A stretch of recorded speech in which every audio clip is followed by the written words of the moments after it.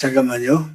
쉬었는데도 더 피곤하다면 그것은 그냥 나이 탓이 아닐 수 있습니다.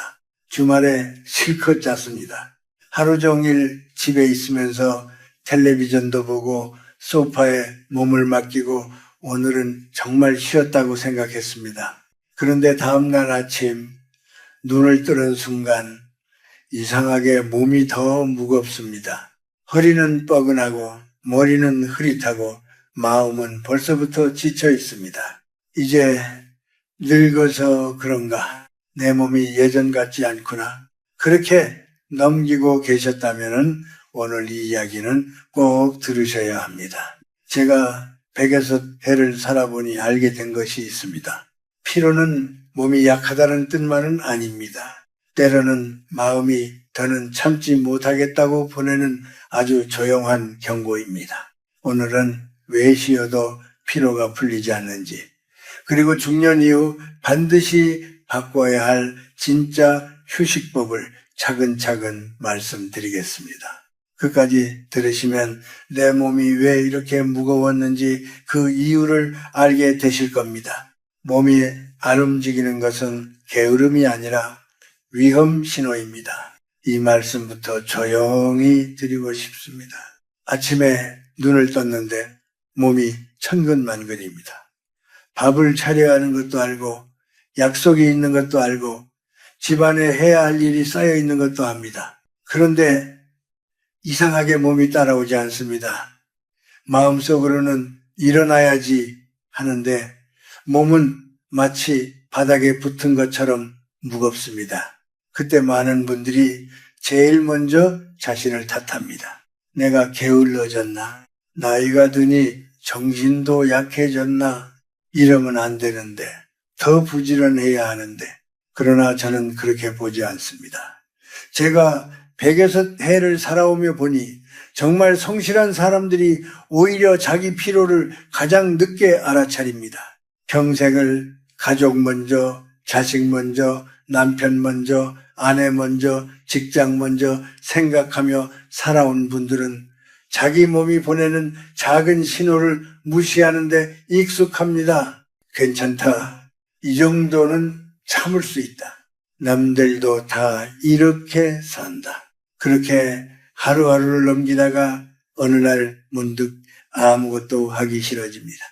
말수도 줄고 사람 만나는 것도 귀찮고 좋아하던 일도 재미가 없어집니다. 이때 무서운 것은 피로 그 자체가 아닙니다. 더 무서운 것은 그 피로를 내 잘못이라고 생각하는 마음입니다. 몸이 움직이지 않는다는 것은 단순히 의지가 약하다는 뜻이 아닙니다. 어쩌면 당신의 몸과 마음이 더 늦기 전에 멈추라고 알려주는 마지막 예일 수 있습니다. 사람은 기계가 아닙니다. 오래 참고 오래 견디고 오래 웃어주었다면 어느 날은 반드시 안쪽에서 소리가 납니다. 그러니 오늘 이 이야기를 들으실 때 자신을 나무라지 마십시오. 피로는 부끄러운 것이 아닙니다. 오히려 당신이 그만큼 책임있게 살아왔다는 흔적입니다. 다만 이제는 그 피로의 정체를 똑바로 보아야 합니다. 왜냐하면 여기서 잘못 쉬어도 더 피곤한 이상한 일이 계속 반복되기 때문입니다. 진짜 피로는 몸보다 머릿속에 먼저 쌓입니다. 이 사실을 모르면 아무리 오래 누워 있어도 피로가 풀리지 않습니다. 많은 분들이 피곤하면은 그저 잠을 더 자면 된다고 생각합니다. 물론 잠은 중요합니다. 그러나 몸은 누워 있는데 머릿속은 하루 종일 움직이고 있다면 그 잠은 깊은 쉼이 되기 어렵습니다. 눈을 감아도 생각이 멈추지 않습니다. 자식은 잘 지내는지, 병원비는 괜찮을지, 남은 노후는 어떻게 해야 할지, 집안 형편은 무너지지 않을지, 괜히 한마디 잘못해서 누군가 마음 상하게 한 것은 아닌지, 이런 생각들이 밤이 되어도 조용히 가라앉지 않습니다. 제가 오래 살아보니 사람을 가장 지치게 하는 것은 큰일 하나가 아닙니다.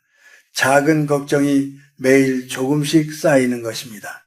마치 부엌 한 구석에 먼지가 하루하루 내려앉듯이 마음에도 보이지 않는 찌꺼기가 쌓입니다. 처음에는 별것 아닌 것 같습니다. 그런데 어느 순간부터 집중이 안 되고 말이 짧아지고 사소한 일에도 서운해지고 아무 이유 없이 눈물이 나려 합니다. 그때 많은 분들이 또 자신을 탓합니다. 내가 왜 이렇게 예민해졌지? 나이 들더니 성격이 이상해졌나?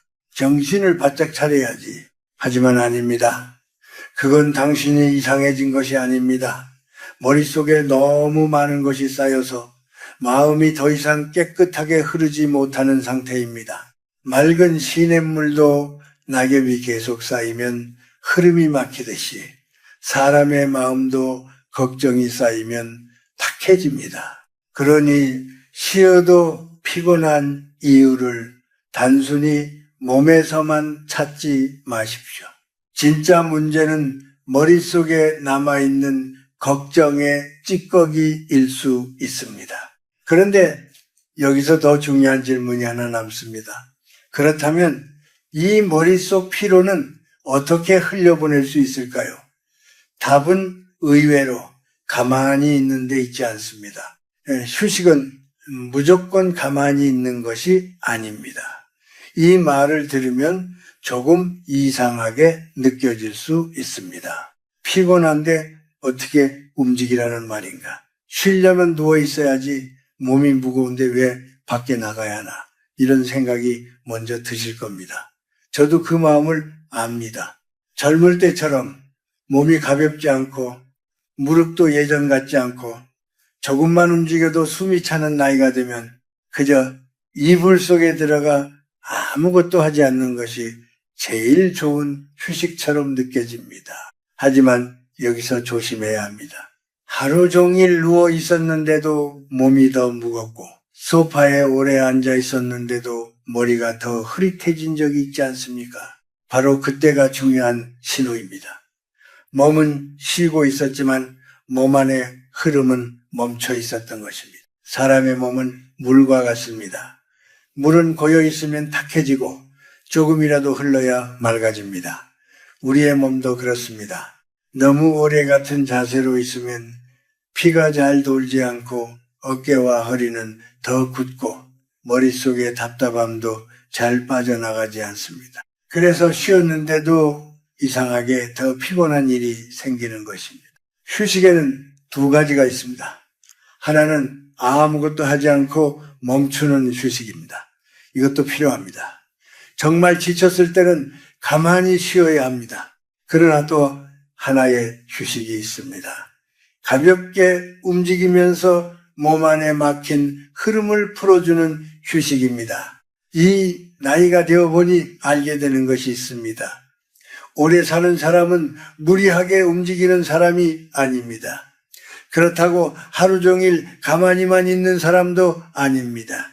자기 몸이 감당할 만큼만 아주 조금씩 움직이는 사람입니다. 그러니 오늘부터 휴식을 이렇게 생각해 보십시오. 쉬는 것은 몸을 버려두는 시간이 아닙니다. 몸을 다시 살살 깨우는 시간입니다. 그리고 그 첫걸음은 생각보다 훨씬 작습니다. 다음 이야기를 들으시면 왜 아침에 짧은 움직임이 하루의 피로를 바꾸는지 알게 되실 겁니다. 첫 번째 방법은 아주 단순합니다. 일어나는 시간을 흔들지 마십시오. 이 말이 너무 평범하게 들릴지 모릅니다. 그러나 쉬어도 피곤한 분들에게 제가 가장 먼저 권하고 싶은 것은 비싼 보약도 아니고 특별한 운동도 아닙니다. 아침에 일어나는 시간을 함부로 무너뜨리지 않는 것입니다. 평일에는 일찍 일어납니다. 밥을 해야 하고 약을 챙겨야 하고 병원에 갈 일도 있고 집안일도 있으니 어쩔 수 없이 몸을 일으킵니다. 그런데 쉬는 날이 되면 마음이 이렇게 말합니다. 오늘은 좀 더 자도 되겠지. 그동안 못 잔 잠을 몰아서 자야지. 나도 이제 쉬어야지. 그 마음 충분히 이해합니다. 평생을 바쁘게 살아온 분일수록 쉬는 날 늦게까지 누워있고 싶습니다. 그러나 이상하게도 그렇게 오래 잔 날일수록 머리가 더 멍하고 몸은 더 가라앉고 하루가 더 짧고 허무하게 지나간 경험이 있을 겁니다. 왜 그럴까요? 몸은 잠을 더 잤다고 생각하지만 몸 안의 리듬은 갑자기 길을 잃기 때문입니다. 사람의 몸은 오래된 시계와 같습니다. 매일 비슷한 시간에 해가 뜨고 비슷한 시간에 밥을 먹고 비슷한 시간에 움직일 때 마음도 안정됩니다. 그런데 어느 날 갑자기 그 시계를 크게 흔들어 버리면 몸은 쉬는 것이 아니라 혼란스러워합니다. 특히 나이가 들수록 이 리듬은 더 중요합니다. 젊을 때는 하루쯤 늦잠을 자도 금방 돌아옵니다. 그러나 중년 이후에는 작은 흔들림도 월요일 아침에 무거움으로 돌아옵니다. 그러니 쉬는 날에도 평소보다 너무 늦게 일어나지 마십시오. 꼭 바쁘게 움직이라는 뜻이 아닙니다. 눈을 뜨고 물 한 잔을 마시고 창문을 열고 아침 공기를 들이마시는 것만으로도 충분합니다. 하루의 첫 시간이 바로 서면 이상하게 마음도 조금 바로 섭니다. 두 번째 방법은 단 5분만 밖을 걸어보십시오. 이 말씀을 드리면 어떤 분은 속으로 이렇게 생각하실지 모릅니다. 교수님, 저는 운동할 힘도 없습니다. 무릎도 아프고 허리도 무거운데 어떻게 걸으라는 말입니까? 쉬어도 모자랄 판에 밖에 나가라니요. 그러나 제가 말씀드리는 것은 힘든 운동이 아닙니다. 숨이 턱까지 차오르는 운동도 아닙니다. 집 앞을 천천히 걷는 것입니다. 아파트 단지 한 바퀴 골목 끝까지 갔다 오는 길, 동네 나무가 있는 작은 길이면 충분합니다. 중요한 것은 멀리 가는 것이 아니라 몸 안에 멈춰있던 흐름을 아주 조금 깨우는 것입니다. 아침에 문을 열고 밖으로 나가보십시오. 차가운 공기가 얼굴에 닿고 햇빛이 어깨 위에 내려앉고 발바닥이 땅을 천천히 느끼기 시작합니다. 처음에는 몸이 무겁습니다. 그런데 몇 걸음 더 걷다 보면 이상하게 가슴이 조금 열립니다. 머릿속에 엉켜있던 생각도 아주 조금씩 풀립니다. 사람은 방 안에만 있으면 자기 걱정 속에 갇히기 쉽습니다. 천장만 보고 누워있으면 생각은 더 깊어지고 마음은 더 좁아집니다. 그러나 밖으로 나가면 시야가 달라집니다. 지나가는 나무를 보고 새벽 장사 준비하는 가게를 보고 조용히 걷는 이웃을 보면 문득 이런 생각이 듭니다. 나만 힘든 것이 아니구나. 오늘도 하루가 다시 시작되는구나. 가능하다면 절이나 성당, 교회, 공원처럼 마음이 조금 차분해지는 길을 걸어보십시오. 기도하라는 뜻이 아닙니다. 그저 마음을 조용히 내려놓을 수 있는 길이면 됩니다. 단 5분이라도 좋습니다. 이상하게도 그 짧은 걸음이 밤의 잠까지 바꾸어 놓을 수 있습니다. 세 번째 방법은 작은 청소가 마음을 다시 살린다는 것입니다. 이상하게 들릴지 모르지만 사람이 아주 지쳐 있을 때는 방도 마음도 함께 무너집니다. 식탁 위에 물건이 쌓이고 현관에 신발이 어지럽고 부엌 한쪽에 설거지가 남아있으면 마음이 더 무거워집니다. 처음에는 별것 아닌 것 같습니다. 그런데 그런 모습이 매일 눈에 들어오면 마음속에서도 조용히 이런 소리가 납니다. 내 삶이 왜 이렇게 흐트러졌을까? 이제는 정리할 힘도 없구나. 나는 점점 무너지고 있는 건 아닐까? 하지만 너무 크게 생각하지 마십시오. 온 집을 다 치우라는 말이 아닙니다. 오늘은 현관 한 곳만 닦아도 됩니다. 부엌 싱크대 하나만 비워도 됩니다. 화장실 세면대 하나만 깨끗하게 해도 됩니다. 이상하게도 손이 움직이기 시작하면 마음도 아주 조금씩 따라 움직입니다. 제가 오래 살아보니 사람의 마음은 눈에 보이지 않지만 사람이 머무는 공간에는 마음의 상태가 드러납니다. 마음이 복잡하면 집도 어수선해지고 집이 어수선하면 마음은 더 가라앉습니다. 반대로 작은 공간 하나가 깨끗해지면 마음속에 막혀있던 숨구멍도 조금 열립니다. 특히 나이 들수록 생활이 단정해야 합니다. 큰 성공을 말하는 것이 아닙니다. 아침에 이불을 정리하고 밥 먹은 그릇을 씻고 현관을 한번 쓸어내는 것, 이런 작은 질서가 사람을 다시 일으켜 세웁니다. 청소는 단순한 집안일이 아닙니다. 지친 마음에게 아직 나는 내 삶을 돌볼 수 있다고 알려주는 조용한 회복입니다. 그런데 이 작은 회복 뒤에 하루의 피로를 가장 깊이 내려놓는 마지막 방법이 남아 있습니다. 네 번째 방법은 목욕을 하루를 내려놓는 시간으로 삼는 것입니다. 이제 마지막으로 꼭 말씀드리고 싶은 것이 있습니다. 피로가 깊은 사람일수록 하루의 끝을 아무렇게나 보내면 안 됩니다. 저녁을 먹고 몸이 무겁다고 그대로 누워버리면 몸은 쉬는 것 같지만 마음은 아직 하루를 붙들고 있습니다. 낮에 들었던 말, 참았던 감정, 하지 못한 일들이 가슴 안에 그대로 남아 있습니다. 목욕은 단순히 몸을 씻는 시간이 아닙니다.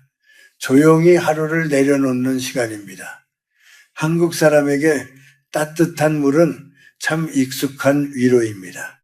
젊을 때는 바쁘게 씻고 나오면 그만이었지만 나이가 들수록 물에 몸을 맡기는 시간이 필요합니다. 너무 뜨겁지 않은 물에 천천히 몸을 담그고 있으면 굳어있던 어깨가 풀리고 차갑게 닫혀있던 마음도 조금씩 느슨해집니다. 특히 종아리와 발을 가볍게 만져보십시오. 하루 종일 우리 몸을 버텨준 것입니다. 집안일을 하느라, 시장에 다녀오느라, 병원에 다녀오느라, 가족을 챙기느라 가장 말없이 애쓴 곳이 다리입니다. 그 다리를 천천히 풀어주는 것은 단순한 마사지가 아닙니다. 자기 몸에게 오늘도 수고했다고 말해주는 일입니다. 그런데 여기서 한 가지 조심할 것이 있습니다. 목욕을 마치자마자 바로 잠자리에 들면 오히려 잠이 얕아질 수 있습니다. 몸에 열이 조금 가라앉을 시간을 주십시오. 조용히 앉아 따뜻한 물 한 모금을 마시고 오늘 하루를 크게 후회하지 말고 마음속으로 이렇게 말해 보십시오. 오늘도 이만하면 잘 살았다. 사람은 하루를 잘 끝내야 다음 날을 덜 무겁게 시작할 수 있습니다. 목욕은 피로를 씻는 시간이 아니라 마음에 남은 하루를 조용히 보내주는 시간입니다. 그리고 이 마지막 습관까지 들으셨다면 이제 가장 중요한 결론 하나만 남아 있습니다. 완벽하게 하려 하지 말고 오늘 하나만 시작하십시오. 마지막으로 이 말씀은 꼭 마음에 담아 두셨으면 합니다. 오늘 저는 쉬어도 피로가 풀리지 않는 이유를 함께 살펴보았습니다. 몸이 움직이지 않는 것은 게으름이 아니라 오랫동안 참고 살아온 몸과 마음의 경고일 수 있습니다. 잠을 자도 개운하지 않은 것은 몸만 누워있고 머릿속 걱정은 아직 쉬지 못했기 때문일 수 있습니다. 가만히 누워있는 것만이 휴식은 아닙니다. 때로는 몸을 아주 가볍게 움직여야 막힌 흐름이 풀립니다. 그래서 저는 4가지를 말씀드렸습니다. 쉬는 날에도 일어나는 시간을 크게 흔들지 마십시오. 단 5분이라도 밖을 걸어보십시오. 현관이나 부엌처럼 작은 곳 하나만 정리해 보십시오. 그리고 하루의 끝에는 따뜻한 물로 몸과 마음을 조용히 내려놓으십시오. 이 4가지를 모두 완벽하게 하려고 애쓰지 않아도 됩니다. 사람은 완벽하려고 할 때 더 지칩니다. 특히 평생 가족을 위해, 자식을 위해, 집을 위해 책임을 다하며 살아온 분들은 쉬는 것마저 잘해야 한다고 생각합니다. 그러나 휴식은 시험이 아닙니다. 휴식은 나를 다시 살리는 시간입니다. 오늘 하나만 시작해도 됩니다. 아침에 창문을 열고 물 한 잔을 마셔도 좋습니다. 집 앞을 잠깐 걸어도 좋습니다. 저녁에 발을 따뜻하게 씻으며 오늘도 수고했다 하고 말해도 좋습니다. 당신의 피로는 약함이 아닙니다. 그만큼 성실하게 살아온 흔적입니다. 다만 이제는 몸을 방치하는 쉼이 아니라 몸을 살리는 쉼을 선택해야 합니다. 오늘 이 이야기가 마음에 남았다면 댓글에 짧게 남겨보십시오. 참 잘 살았다. 오늘도 쉰다. 나를 돌보자. 이 말은 저에게 남기는 말이 아니라 오늘까지 버텨온 당신 자신에게 남기는 말입니다. 그리고 이 이야기가 필요한 가족이나 친구가 떠오른다면 조용히 이 영상을 나누어 주십시오. 쉬어도 피곤한 사람이 곁에 있다면 그분에게는 이 말 한마디가 큰 위로가 될 수 있습니다. 앞으로도 나이 든 건강한 마음, 삶의 품격에 대한 이야기를 함께 듣고 싶다면 구독으로 다음 이야기를 받아보십시오. 좋아요는 이 이야기가 더 많은 지친 분들에게 닿는 작은 길이 됩니다. 오늘 밤에는 자신에게 이렇게 말해 보십시오. 나는 충분히 살아냈다. 이제는 나도 조금 쉬어도 된다.